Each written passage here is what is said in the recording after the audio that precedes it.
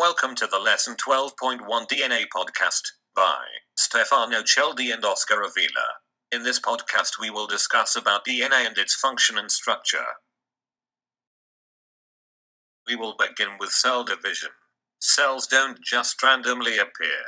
Cells come from existing cells by a process called cell division, where DNA is replicated and cell divides into two daughter cells. Rudolf Virchow, a German physician, gave this method, explaining how the continuity of life is based on cell division.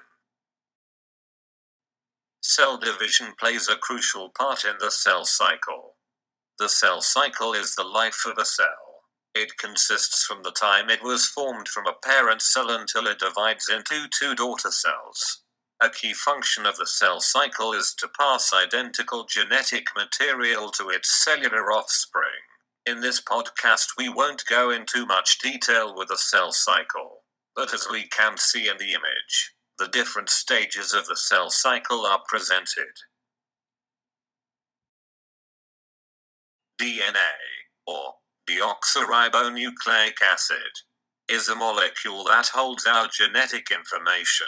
It is located in the cell's nucleus. The genome is all of the genetic material of an organism.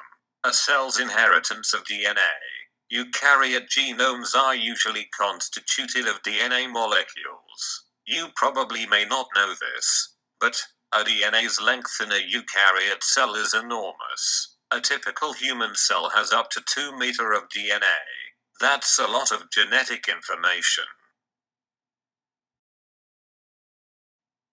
DNA molecules are all packaged into chromosomes, which makes it manageable to be able to replicate and duplicate DNA. Chromatin is the entire complex of proteins and DNA that build up the chromosomes. Every single eukaryotic species has a distinct number of chromosomes in their cells. Humans, for example, have 46 in their somatic cells, and chickens have 78. During cell division, chromosomes are distributed differently. Each duplicated chromosome has two sister chromatids, which are joined copies of the original chromosome. The two chromatids contain an identical DNA molecule, and are attached along their lengths by protein complexes called cohesins. Each sister chromatid has a centromere, a region containing specific DNA sequences where the chromatid is most attached to its sister chromatid. Below we see an image of an actual chromosome. We can locate the centromere and the two sister chromatids.